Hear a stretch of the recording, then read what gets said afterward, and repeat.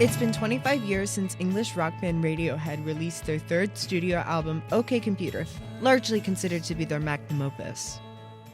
An album known for its innovative nature and dark themes. The album is consistently ranked among the best albums of the 90s and of all time. Even today, the album still feels strikingly relevant. At the time, prior to the release of the record, the label deemed OK Computer commercial suicide for its experimental style. So, how did we get here to this point? This is a record that certainly deserves a closer look. Honestly, this is a total jam. But I'm a creep. In 1985, a group of friends who met in boarding school formed the group On a Friday. The band would later sign with EMI Records, and upon their label's request, they would change their name to Radiohead. In 1993, Radiohead released their debut studio album, Pablo Honey.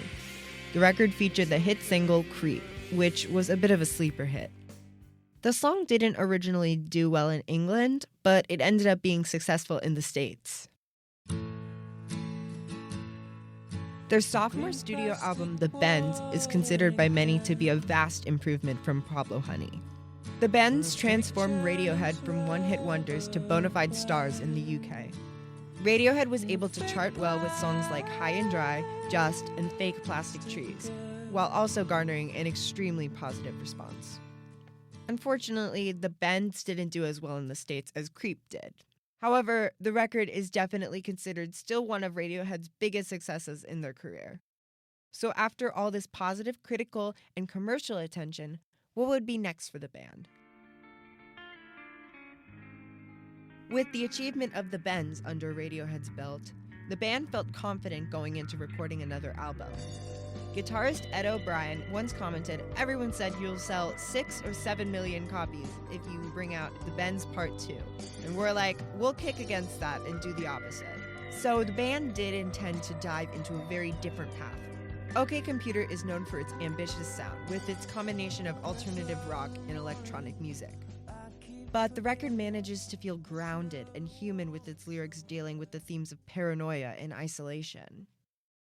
As I said earlier, much of the label did think that this record would be detrimental to their career, and they couldn't be more wrong.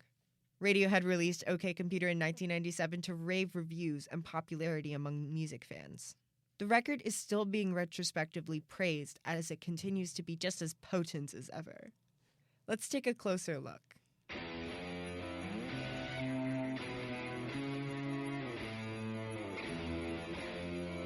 Airbag is the first song off of OK Computer. The track opens up with a grunge-like sounding guitar riff, booming drumline, and a faint sound of jingle bells in the background.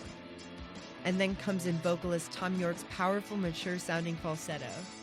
When you think about Radiohead's sound, you're more likely going to think about their experimental alt-rock sound or their convoluted lyrics, but it's important to also recognize how vital Yorke's unique, emotional voice is to their music. Radiohead songs aren't usually autobiographical, but this one is an exception. Airbag is about the time Thom Yorke and his girlfriend got into a car accident. Thom sings about his life being saved by the airbag in his car.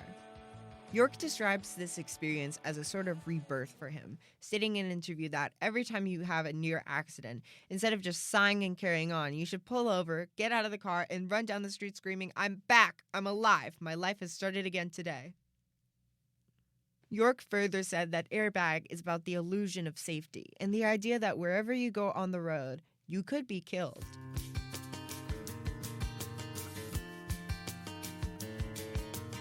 Paranoid Android is the longest song on OK Computer, clocking in at around 6.5 minutes. Although it's said that the original was about 14 minutes long. The song was characterized as being set into 3 distinct moods, all written in 3 separate states of mind.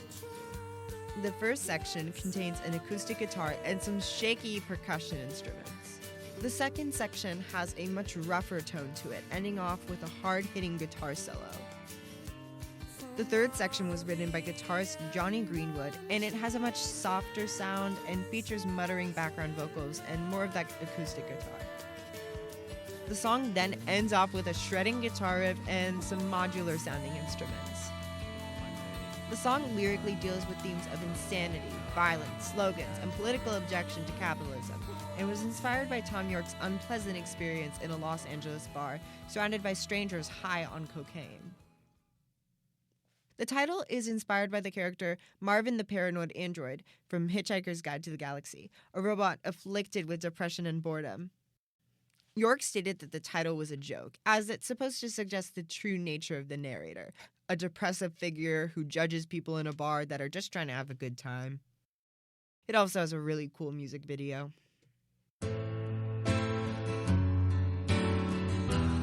Karma Police is one of Radiohead's most popular tracks and is synonymous with their overall sound.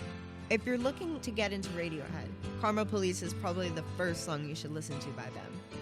The acoustic guitar and piano contribute very well to its overall gloomy sound. The song also ends off with some digital-like sounds reminiscent of the overall album's fusion of electronic music and alternative rock. Despite the song's dreary vibes, both Tom York and Johnny Greenwood have stated that the song was meant to be comedic. The members of Radiohead stated that they had this inside joke where they would say to call the Karma Police if anyone did something wrong.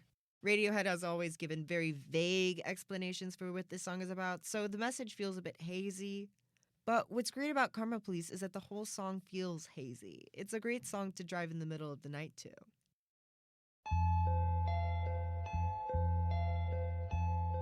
Another popular song from OK Computer is No Surprises. The song evokes a feeling of nostalgia with its childlike sounding guitar inspired by the Beach Boys song Wouldn't It Be Nice, as well as some glockenspiel. It's a bittersweet melody. No Surprises was the first song written for the record. The track was recorded in a single take. York stated that the song is about someone who's trying hard to keep it together but can't. The song seems to be about someone living an unfulfilling life and may even be about someone taking their own life. The song is reminiscent of some extremely melancholy lullaby. It's simultaneously a good song to calm you down and a great song to cry to.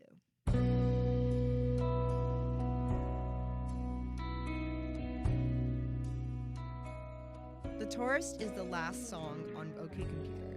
The song is about enjoying life and a reminder to relax. The Tourist was written by Johnny Greenwood when he noticed a group of tourists speed through a town in France. So the song is essentially about the idea that when you are a tourist, there's this great pressure to see as much as you can, which causes you to rush your trip. Radiohead offers the advice that we should slow down and truly appreciate our surroundings at our own pace.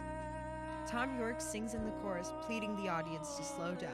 It's one of the slower songs on the record. It's very dreamy sounding and primarily features a quiet acoustic guitar line. But there's a cool guitar solo in the middle of the song. Some have suggested that the end of the song is Tom York asking himself to slow down, leading him to get into a car crash. Which is the subject of the first track, Airbag, leaving OK Computer on a sort of full circle moment. The record then finishes off with a singular chime of a triangle. Radiohead was able to surpass everyone's expectations with this record and heavily influenced the alternative rock scene of the late 90s. Radiohead's next record would be the divisive Kid A record that was likely too experimental for its time. Yet, OK Computer is experimental in its own right too. It deserves its place as a record among the best of all time. I actually recently got to see them on tour, and they were incredible. Some other tracks from OK Computer that are worth checking out are Subterranean Homesick Alien, Exit Music for a Film, Electioneering, Climbing Up the Walls, and Let Down, which is my personal favorite on the record. Thanks for listening.